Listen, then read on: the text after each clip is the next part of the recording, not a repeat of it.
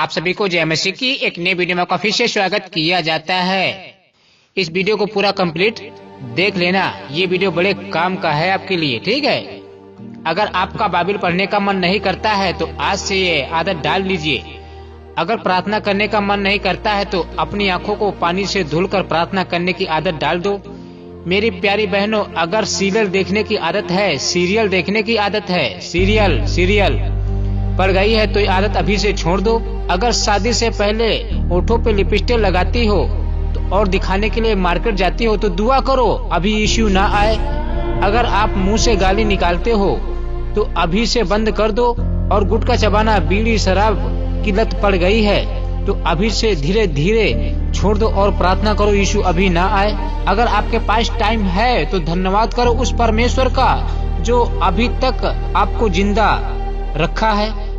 ना जाने आज कितने हजारों लोग बिना सुषमाचार के मर गए होंगे और तड़प रहे होंगे धनवान की साइड में। अब उनके पास दूसरा कोई अवसर नहीं है मन फिराने का, क्योंकि वचन बताता है एक बार मरना और उसके बाद सिंहासन के सामने न्याय होना बहुत जरूरी है।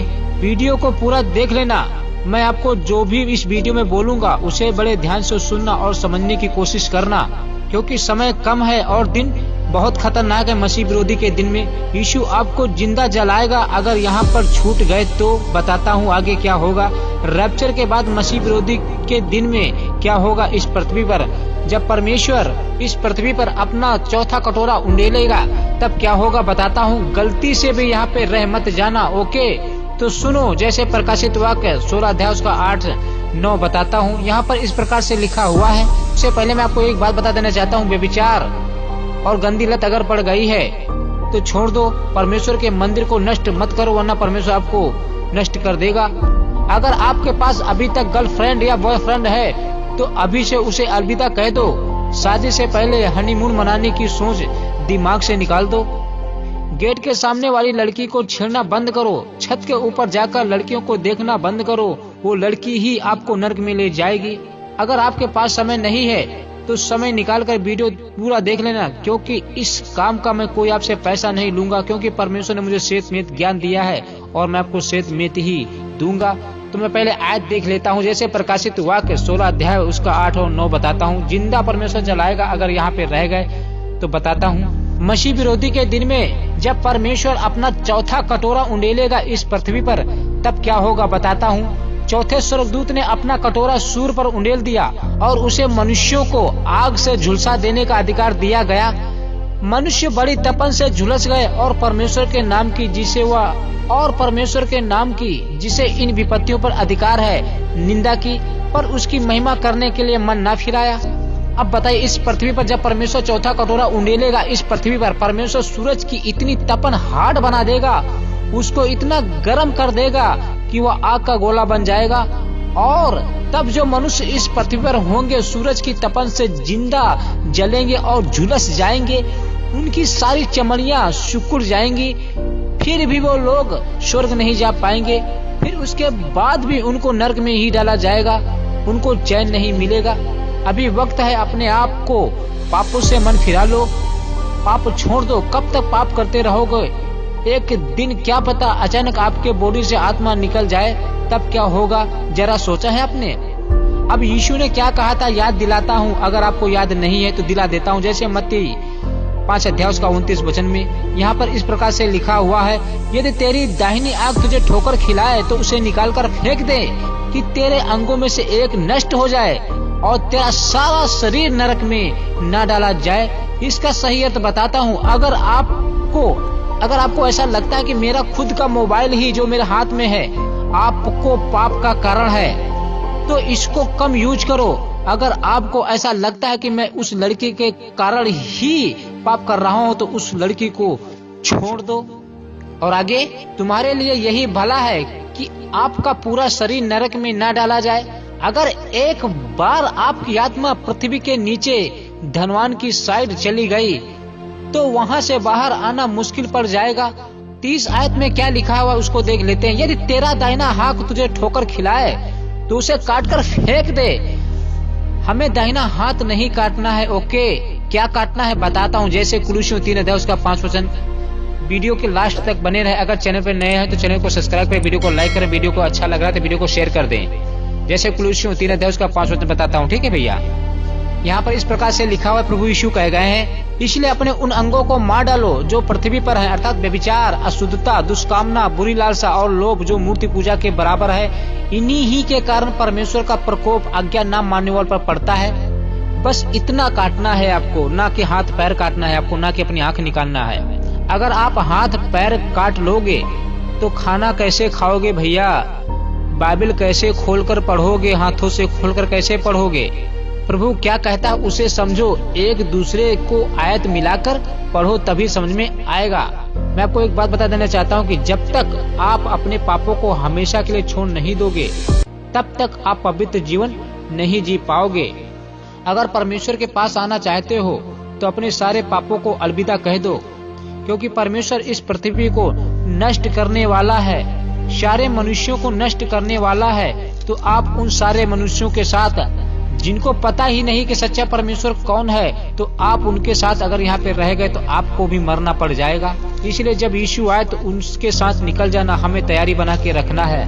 परमेश्वर इस पृथ्वी को हमेशा हमेशा के लिए नाश करने वाला है, इसकी जगह पे नया आकाश नई पृथ्वी बनाने वाला है। इस पृथ्वी पर जितने मनुष्य हैं उनको समाप्त करने वाला है, तो आप लोग उनके साथ ना मरे। इसलिए परमेश्वर का वचन कहता है, 1 यूहन्ना 2 अध्याय का 1 वचन, हे मेरे बालकों, मैं यह बातें तुम्हें इसलिए लिखता हूँ कि तुम पाप ना करो, और यदि कोई पाप करे तो पिता के पास हमारा एक सहायक है, अर्थात धर्मी यीशु मसीह, और वही हमारे पापों का प्रायश्चित है, और केवल हमारे ही नहीं वरन सारे जगत के पापों का भी है। यदि हम उसकी आज्ञाओं को मानेंगे तो इससे हम जान लेंगे कि हम उसे जान गए हैं। जो कोई यह कहता मैं उसे जान गया हूँ और उसकी आज्ञाओं को नहीं मानता, वह झूठा है और उसमें कोई सत्य नहीं। पर जो कोई उसके वचन पर चले उसमें सचमुच परमेश्वर का प्रेम सिद्ध हुआ है। इसी से हम जानेंगे कि हम उसमें हैं। जो कोई कहता है कि मैं उसमें बना रहता हूँ, अगर आप परमेश्वर के पास आना चाहते हो और परमेश्वर से प्रेम रखते हो तो भैया उसकी आज्ञाओं को आपको मानना पड़ेगा। इस संसार के पीछे मत चलिए, क्योंकि ये संसार आपको ही डुबा के ले जाएगा। अरे जब परमेश्वर स्वर्गदूतों को नहीं छोड़ा, जिन्होंने पाप किया है उनको कैद में हमेशा हमेशा के लिए डाल के रखा है, अंधकार में डाल के रखा है। अरे जब स्वर्गदूत लूसीफर ने परमेश्वर से बलवा किया, लड़ाई करने की सोची और उसका सिंहासन लेने की कोशिश की, हड़प करने की कोशिश की, तो परमेश्वर ने लूसीफर को और उनके दूतों को तक नहीं छोड़ा। तो आप किस खेत की मूली है?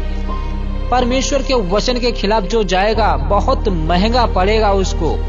यहोवा के हाथों में पड़ना एक भयानक बात है। जब सूर्य चंद्रमा ये थरथराते हैं, कांपते हैं, तो हमारी तुम्हारी औकात ही क्या है? वो परमेश्वर, सर्वशक्तिमान परमेश्वर स्वर्ग में बैठे बैठे इस पृथ्वी को भूकंप के द्वारा हिला देता है। इतनी बड़ी मिट्टी, इतनी बड़ी दुनिया को हिला कर रख देता है। दुष्ट आत्माएं उसके सामने थरथराती हैं, सूर्य चंद्रमा सब काले पड़ जाते हैं, सारे स्वर्गदूत उसके अधीन हैं। तो हम किस खेत की मूली हैं? हमें भैया डरना चाहिए, यहोवा का भय मानना चाहिए। उसके हाथ में पड़ गए तो कोई नहीं छुड़ा सकता है, कोई नहीं छुड़ा सकता है। अगर यीशु ने कह दिया ये आग ना बुझे, यीशु ने कह दिया अगर ये कीड़े ना मरे, तो भैया उनको मारने वाला कोई माइका लान नहीं है। परमेश्वर मसीह विरोधी के दिन में रैप्चर के बाद सूर्य चंद्रमा पृथ्वी को सबको काला करने वाला है। आकाश से नक्षत्र तारे टूट टूट कर इस पृथ्वी पर गिरने वाले हैं, मनुष्य नाश होने वाले हैं। तो आप लोग उनके साथ क्यों मरो? उससे पहले यीशु के साथ निकल जाइए, क्योंकि आपको पता है कि यीशु मसीह परमेश्वर है। अगर जानबूझकर अगर आप स्वर्ग नहीं जा पाए तब तो बहुत महंगा पड़ेगा। इसलिए परमेश्वर का वचन कहता है, जैसे मत्ती 24:29, उन दिनों के क्लेश के तुरंत बाद सूर्य अंधियारा हो जाएगा। यानी किस दिनों के बाद? मसीह विरोधी के दिन में। उन दिनों के बाद सूर्य अंधियारा हो जाएगा और चंद्रमा का प्रकाश जाता रहेगा और तारे आकाश से गिर पड़ेंगे और आकाश की शक्तियां हिलाई जाएंगी। परमेश्वर आकाश को हिलाने वाला है, परमेश्वर आकाश को हिलाने वाला है। सारे सूर्य चंद्रमा काले पड़ जाएंगे, नक्षत्र जो है टूट टूट के इस पृथ्वी पर गिरेंगे और पृथ्वी टुकड़े टुकड़े हो जाएगी। पृथ्वी हिलने वाली है, पृथ्वी यहाँ से सड़क कर दूसरी जगह पे जाने वाली, ये नष्ट होने वाली है। आप लोग क्यों मरो उसके साथ, अन्य जातियों के साथ? इससे पहले यीशु के साथ निकल चलो स्वर्ग। एक दिन की बात है जब पतरस चेलों लोग यीशु से कहने लगे, हम तो सब कुछ तेरे पास छोड़कर चले आए हैं। तो यीशु ने कहा था, तुम्हारा मन व्याकुल ना हो, मुझ पर विश्वास करो, मेरे पिता पर भी विश्वास करो। मेरे पिता के घर में बहुत से रहने के स्थान हैं। यदि ना होते तो मैं तुमसे कह देता, जब मैं आऊंगा तो आपको लेके जाऊंगा। यीशु मसीह साफ साफ कह रहा है कि स्वर्ग में स्थान है रहने के लिए। जब मैं इस पृथ्वी को नष्ट करूंगा, सारे मनुष्यों को नष्ट करूंगा, तो उससे पहले मैं आपको आऊंगा और लेके चला जाऊंगा। फिर नया आकाश नई पृथ्वी बना दूंगा, फिर वापस मैं इसी पृथ्वी पर आऊंगा। हमेशा हमेशा के लिए रहेंगे आप लोग। तो आप लोग उस अनंत काल के जीवन को अपने हाथों से मत जाने दो। जो करोड़ों साल का जीवन परमेश्वर आपको देने जा रहा है, अमर जीवन देने जा रहा है, जिसमें भूखी, तंगी, गरीबी, दिक्कत, पीड़ा, भूख, ये सब मरणहार, ये सब कुछ नहीं रहेगा। अमर जीवन रहेगा, मृत्यु नहीं रहेगी, शोक नहीं रहेगा, कुछ भी नहीं रहेगा। तो भैया हमें वो अनंत काल का जीवन चाहिए, ना कि ये सांसारिक जीवन। इसलिए सच्चे परमेश्वर के पास आइए, क्योंकि यीशु के सिवा दूसरा कोई परमेश्वर है ही नहीं जो आपके पाप क्षमा कर सके और आपका उद्धार कर सके। यीशु ही एकलौता परमेश्वर है और आपको पास बुला रहा है, और उसके पास आइए और यीशु से सच्चे मन से प्रार्थना कीजिए और सारे पाप यीशु को बताइए और बोल दीजिए, हो गई मुझसे गलती, अब तू खुदा तू मुझे माफ कर दे। यीशु आपको माफ कर देगा, क्योंकि यीशु के पास ये अधिकार है कि आपके पाप क्षमा कर देगा, क्योंकि यीशु के सिवा दूसरा कोई परमेश्वर है नहीं। दी एंड, नो मैसेज। आमीन।